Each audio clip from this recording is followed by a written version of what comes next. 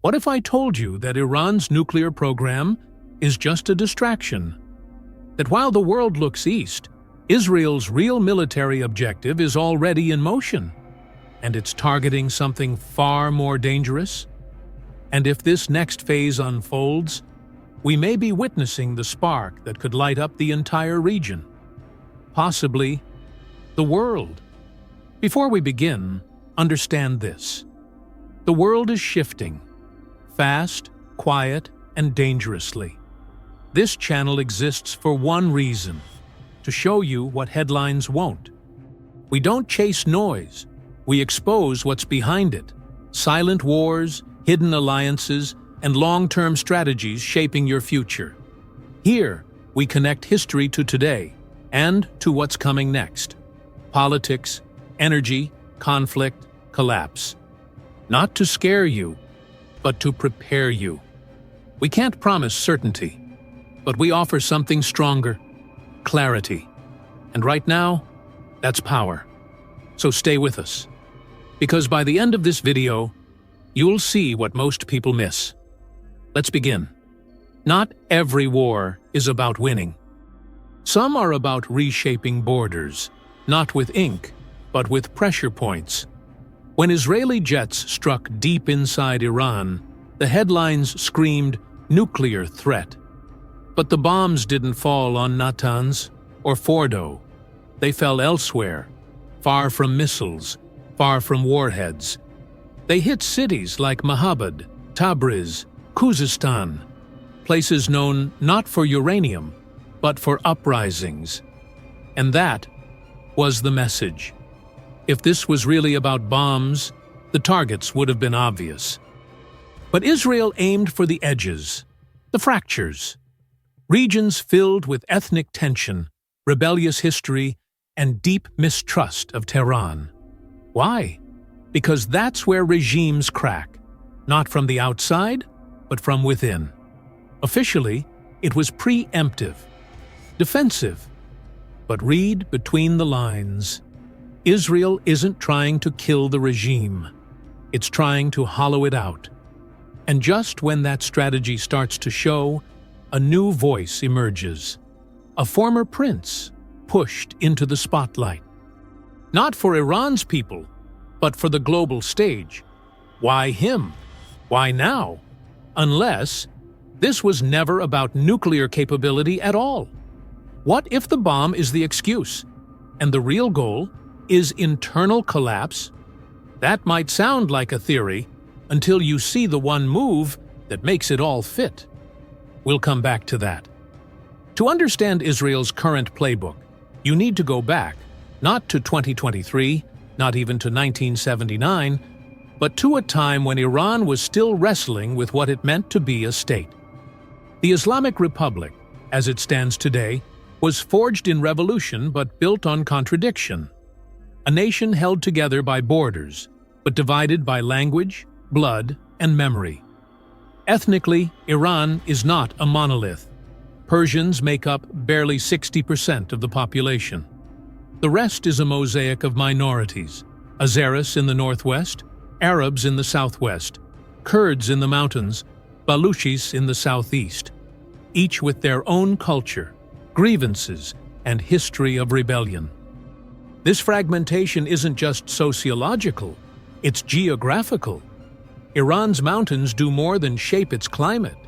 They isolate its people. Throughout history, these ridges acted like natural walls, sheltering cultures from assimilation and preserving identities that Tehran has struggled to control. During the early 20th century, as the Persian monarchy tried to centralize power, the cost was autonomy. Tribes were disarmed, languages were marginalized, local leaders were crushed. But repression doesn't erase memory, it compresses it, and eventually, it resurfaces. That resurfacing happened in 1979. Amid the fervor of the Islamic Revolution, the central regime lost its grip. Ethnic groups across the country seized the moment. Kurds declared self-rule. Arabs in Khuzestan launched uprisings. Turkmens revolted in the northeast. Even the Azeris, long integrated into the Iranian bureaucracy, demanded greater autonomy. The Islamic Republic suppressed these movements with brutal force, but something cracked in the foundation. A message was etched into the state's DNA. Iran may be one country, but it is not one nation. This is the fracture Israel is now probing. Not the revolution itself, but the aftershocks that never fully faded. But there's a detail most miss. A turning point in the 1990s that quietly reshaped Iran's internal balance of power. I'll return to that in a moment. The world was told this was about uranium. Enriched, hidden, dangerous. But the bombs didn't fall where the uranium was. They fell on the fault lines of the Republic. On cities whose names barely register in international briefings, Mahabad, Khorramshahr, Sanandaj, yet each one sits atop a crack in Iran's national identity. These aren't just airstrikes. They're psychological operations aimed at reminding Tehran that its greatest threat isn't above, it's within. Early in the conflict, Israeli jets ignored the most obvious targets. Instead of focusing exclusively on nuclear facilities like Natanz or Fordow, they went west to the Kurdish heartlands, south to the Arab-dominated Khuzestan, and north to the Azeri-populated provinces near Tabriz. Officially, these were military targets, command posts, intelligence centers, and logistics hubs. But those assets posed no direct existential threat to Tel Aviv. What they did threaten was Iran's ability to hold itself together. This is where the logic shifts. These attacks aren't meant to stop a bomb. They're meant to shake the ground under those who might one day light its fuse. The strikes mirror a doctrine not unlike Cold War containment. Except here, the pressure isn't outward, but inward. Fragment the edges, weaken the spine, and the core begins to sway. It's not about conquering Iran. It's about hollowing it. Still, some argue this approach is reckless, that destabilizing Iran could create a power vacuum, a repeat of Iraq or Libya. But Israel's calculus may be different. For Tel Aviv, the existential threat is not chaos, it's the illusion of stability surrounding a hostile regime. And there's something deeper still. Why would Israel take this risk now, after decades of caution? The answer lies in a transformation within Iran's military command, one that changed everything. But we'll come back to that. At the height of the strikes, as explosions echoed across Iran's frontier regions, something else began to rise. Not in the sky, but online. Reza Pahlavi, the exiled crown prince and son of the last Shah, suddenly appeared at the center of a media storm. News outlets quoted him as a transitional figure. Tweets flooded timelines with his image. Interviews, op-eds, endorsements. A polished campaign without a country. But there was a problem. The numbers didn't add up. During nationwide internet blackouts, engagement on his content remained unnaturally high. Likes, shares, comments, all persisted in a digital vacuum. Some posts even performed better during the blackout than before it. That shouldn't be possible. And it wasn't just the metrics. Dozens of Arabic language accounts, created within days of each other, began amplifying identical messages. Phrases repeated word for word. Hashtags trending simultaneously in multiple countries. None of this suggested a grassroots movement. It suggested a script. This wasn't dissent, it was design. But who benefits from such orchestration?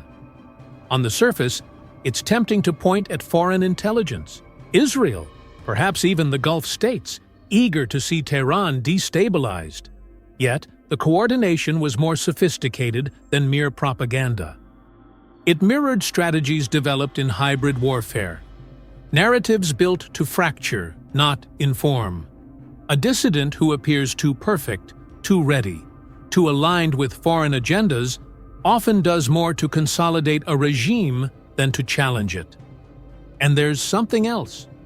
Most Iranians, even those disillusioned with the regime, distrust foreign-backed saviors. They've seen this movie before. Iraq, Syria, Libya. Each time, promises of liberation collapsed into chaos. But that's precisely why the illusion matters. Because if the regime sees the threat as foreign, it can justify domestic crackdowns as defense. And that may be the hidden function of this narrative. Not to topple Tehran, but to make it strike inward, prematurely, destructively, and on cue. Yet behind all this digital theater, a more physical target was being prepared. One that doesn't trend on social media, but holds the real keys to Iran's survival. I'll return to that shortly. While attention was fixed on outer provinces and viral exiles, Israeli strikes began shifting in precision. No longer just peripheries, now convoys, buildings, and offices deep inside urban zones. Not just any buildings, though. These were safe houses, command centers, and known residences of senior figures within one of the most opaque and powerful institutions in the Middle East, the Islamic Revolutionary Guard Corps. The IRGC is not merely a branch of Iran's military. It is the state within the state, a network with its own economy, intelligence, media apparatus, and foreign policy. It reports not to the president, but directly to the supreme leader. And unlike the regular army, which is defensive by nature, the IRGC is strategic and offensive, designed to preserve the regime by any means necessary. It oversees ballistic missile development, nuclear infrastructure, cyber operations, and supports proxy militias from Lebanon to Yemen. But what sets the IRGC apart is its control over the country's political arteries. Its commanders sit not just in war rooms, but in parliament, ministries, and corporate boards. Their removal is not just military attrition, it's political decapitation. In the span of 2 weeks, Israel eliminated multiple high-ranking officers. Some were taken out in broad daylight, others in shadow operations across the border. The message was clear: the IRGC's impunity is over. This strategy isn't new. After Saddam Hussein's fall in Iraq, the Ba'athist elite was purged, a decision that unraveled the last threads of state cohesion. To many, that's a cautionary tale. But for Israel, it may be a prototype. If the IRGC is dismantled, the regime loses its backbone and possibly its ability to guard or deploy whatever nuclear material remains unaccounted for. And that's the hidden calculation. If Israel can't destroy the weapons, it will destroy the hands capable of wielding them. Still, this leads to a dangerous paradox, one that Israel may not fully control. Because weakening the regime's center doesn't always produce collapse. Sometimes, it triggers consolidation. And that's exactly what was beginning to unfold on the streets. But the consequences were not what many expected. I'll return to that, because it's here where the logic of disruption begins to turn on itself. Every regime has its limits, but Iran's are written into its terrain. The country's borders contain not a unified people, but a confederation of histories, many of which never agreed to the revolution that now rules them. The strikes on Khuzestan weren't just military, they were symbolic. This is Iran's Arab region, long marginalized, often restive, and home to vital oil infrastructure. By hitting command posts and intelligence facilities there, Israel wasn't targeting weapons, it was targeting control. The same logic applies to the northwest, where the Azerbaijani minority holds deep historical memory. Nearly every Iranian revolution since the 20th century has begun in that region, in Tabriz, in Urmia, before spreading to Tehran. In a country where only about 55 to 60% of the population is Persian, Israel's pattern of strikes follows the map of ethnic dispersion, not the map of nuclear assets. And that's no coincidence. Even the Kurdish provinces, long sites of resistance and repression, have seen targeted bombings. Yet these weren't aimed at military-industrial complexes. They hit barracks, surveillance outposts, and administrative centers, the kinds of infrastructure a central state needs to monitor and suppress dissent. Without them, Tehran doesn't just lose visibility, it loses grip. And in Iran, the periphery is not a border. It's a mirror. What breaks there reflects inward. But here's the irony, and the risk. History shows that external pressure on Iran often produces the opposite of fragmentation. It breeds nationalism. When the regime is under attack, even its harshest critics turn defensive.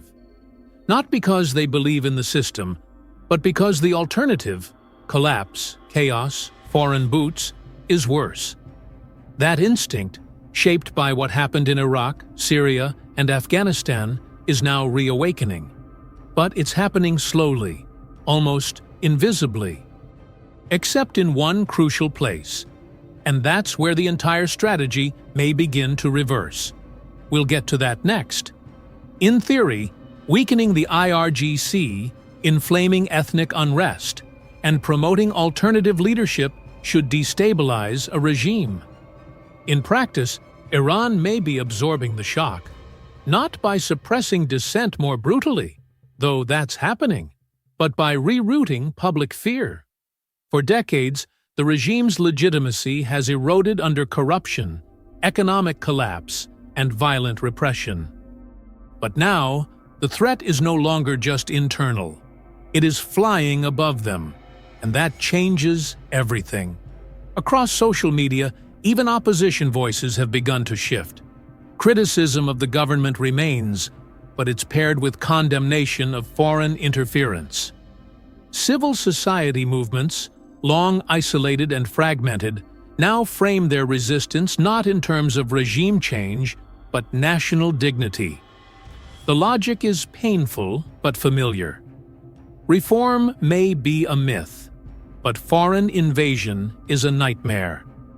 And in that contrast, the regime finds something it hasn't had in years: reluctant loyalty.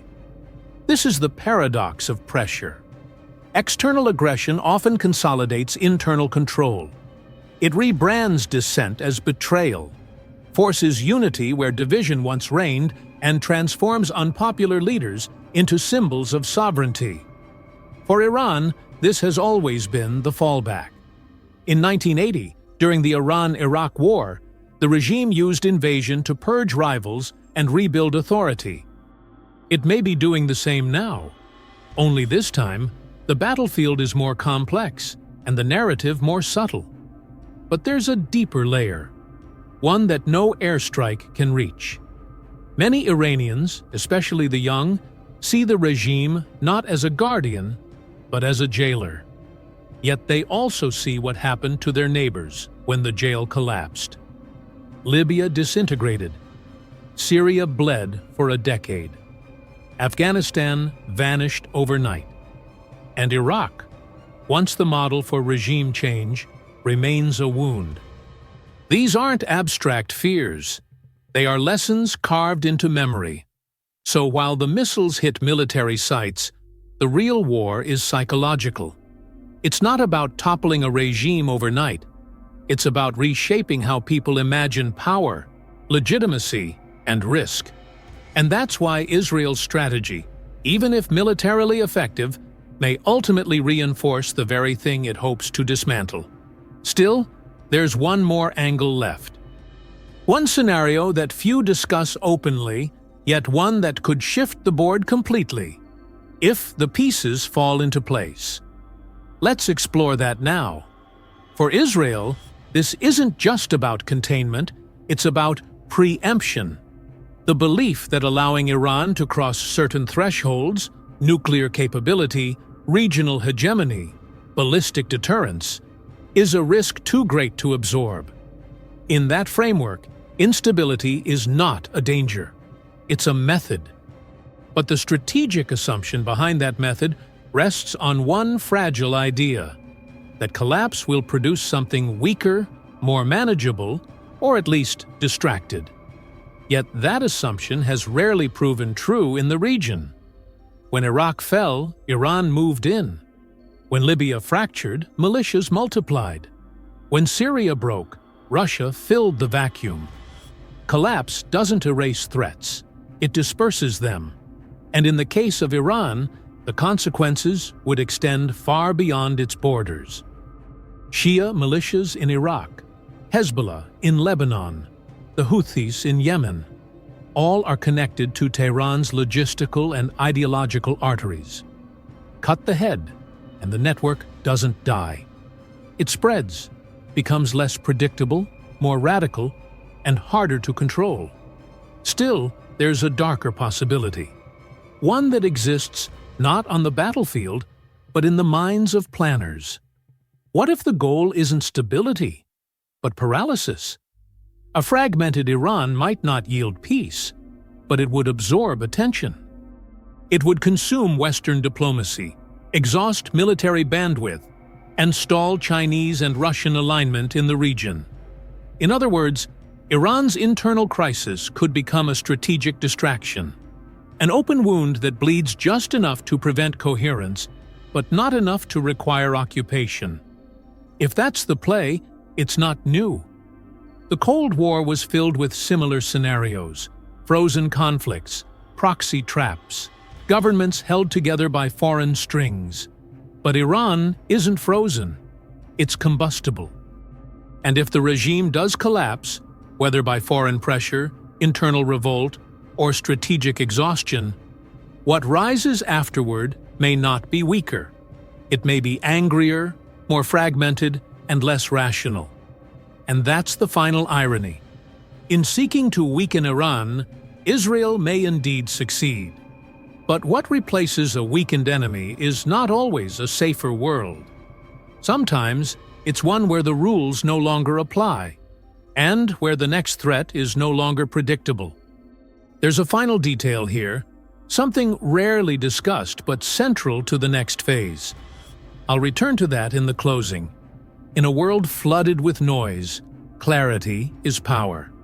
And if you've come this far, it means you're not just watching events unfold, you're trying to understand them. That already sets you apart. This channel exists for people like you, those who want to go beyond the headlines, who crave context, history, and the hidden logic behind global events. Here, we talk about war, but not to glorify it. We explore geopolitics, not to spread fear, but to make sense of how the pieces move and why they matter. We revisit forgotten moments in history and examine the personalities who shaped them, because we believe that what was still echoes in what is, and what may come. But this isn't just about strategy. It's about survival, about giving you the tools to navigate an uncertain world with a clear mind and a calm heart. Because the more you understand, the less you fear. And when enough of us choose knowledge over confusion, foresight over panic, then yes, the world can change, and it can change for the better. So if this kind of content resonates with you, if you want to see what others won't show, if you want to understand the deeper game, subscribe to the channel. Leave a like, share this video with someone who thinks deeply like you do. Because awareness is contagious. And the more of us there are, the harder it becomes to lie to us. Until next time, remember, history doesn't repeat itself, but it often rhymes. And the more we listen, the more we learn how to write a better verse.